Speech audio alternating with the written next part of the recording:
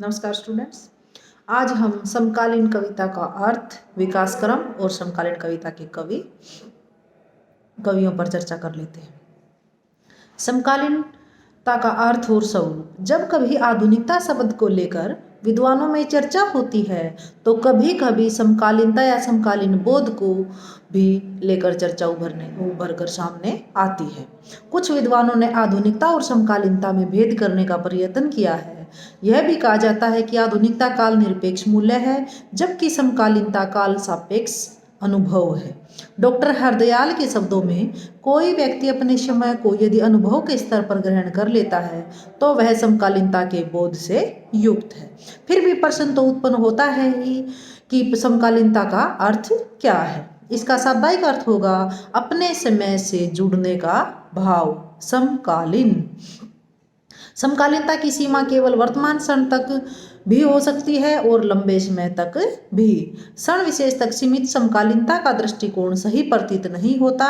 इसके विपरीत एक व्यक्ति के जन्म से लेकर मृत्यु पर्यंत की काल अवधि भी सही नहीं है, क्योंकि एक आदमी अपने जीवन में अपने विचारों और दृष्टिकोण को अनेक बार दोहराता है।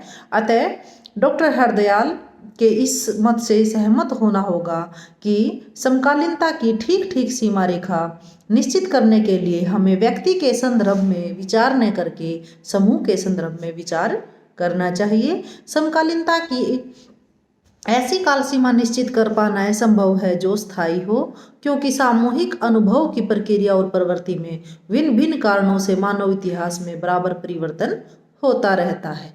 डॉक्टर विश्वम्भरनाथ उपाध्याय ने समकालीन कविता को अपने समय के मुख्य अंतर्विरोधों तथा द्वंद्वों की कविता स्वीकारते हुए कहा है कि समकालीन कविता में जो हो रहा है उसका सीधा खुलासा है।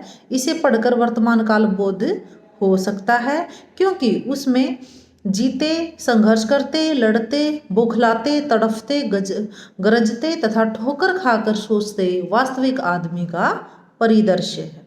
आज की कविता में काल अपने गत्यात्मक रूप में है, ठहरे हुए क्षण या क्षणांश के रूप में नहीं। यह काल क्षण की कविता नहीं, काल प्रवाह की, आघात और विस्फोट की कविता है। समकालीन कविता का विकास क्रम देख लेते हैं। आधुनिक हिंदी काव्य यात्रा का आरंभ भारतेंदु युग से माना जाता है। भारतेंदु युग से होकर फिर द्विवेदी युग, छायावादी युग, प्रगति, प्रयोग और उसके बाद नई कविता के बाद आती हमारी समकालीन कविता।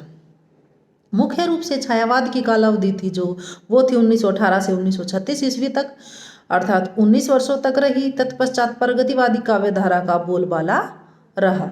प्रयोगवाद 1943 से 1954 ईस्वी तक 10 वर्ष की सीमा में बंद कर रह गया और 1953 से 54 ईस्वी तक प्रयोगवाद का स्थान नई कविता ने ले लिया। प्रयोगवाद और नई कविता में किसी भी प्रकार की लक्ष्मण रेखा खींचना बहुत ही कठिन कार्य है। यद्यपि कुछ विद्वानों ने ऐसा करने का प्रयास किया है, लेकिन यह प्रश्न विवादास्पद बनकर रह गया है। कारण यह है कि दोनों ही श्रेणियों के कवि वही हैं, उनकी मूलभूत प्रवृत्तियां भी समान है। 1943 ईस्वी में इस काव्य धारा को प्रयोगवाद कहा गया। वस्तुतः तो 1943 से 54 ईस्वी तक काव्य क्षेत्र में जो प्रयोग हुए उन्हीं का परिणाम नई कविता है। प्रयोगवाद इस काव्य धारा की आरंभिक अवस्था है और नई कविता उसकी विकसित अवस्था। प्रयोगवाद के जो नायक हैं वही नई कविता के कर्णधार हैं, सच्चिदानंद, हीरानंद, वात्स्यायन, अज्ञेय। नई कविता के बाद साठोत्तरी कविता का नाम उभर कर सामने आता है। इस कविता के उन नायकों ने अनेक आंदोलन चलाए। यहीं से समकालीन कविता का भी श्री गणेश माना जाता है। इस काल के काव्य की रचना प्रक्रिया में समकालीन अनुभव को अत्यधिक महत्व प्रदान किया गया। इस युग विशेष के छोटे बड़े कवियों की कविताओं में कुछ ऐसी ही सामान्य प्रवृत्तियां दृष्टिगोचर होती हैं।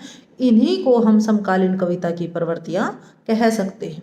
डॉक्टर मदन गुलाटी ने अपनी रचना समकालीन कविता के परिप्रेक्ष्य में सन 1960 के बाद के काव्य चिंतन में जो परिवर्तन दृष्टिगोचर होते हैं, काव्य में जो गैर रोमानी चेतना विकसित हुई है, भाषा के क्षेत्र में जो नवीनता आई है, उसे रेखांकित करने का प्रयास किया है। निस्संदेह 1960 ईस्वी के बाद की हिंदी कविता अपने पूर्वकालीन काव्य से हटकर नवीन प्रश्नों, नवीन क्रांति, सांस्कृतिक परिवर्तन, विचार और अनुभूति आदि को लेकर मौलिक दृष्टिकोण अभिव्यक्त करती है।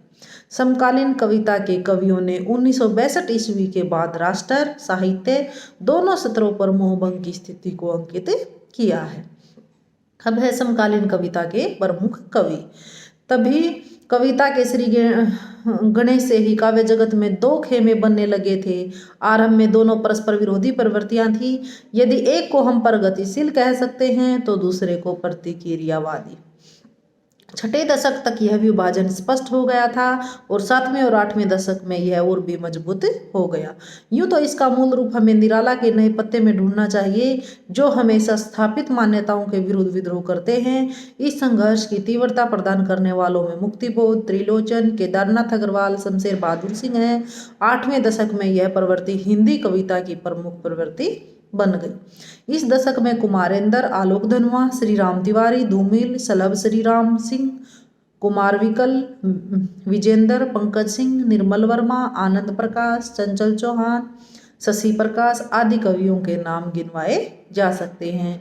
वस्तुतः कवियों का यह वर्ग अपनी कविता में समकालीनता को महत्व प्रदान करता है। तो इससे आगे करेंगे हम समकालीन कविता की प्रवृत्तियां। धन्यवाद।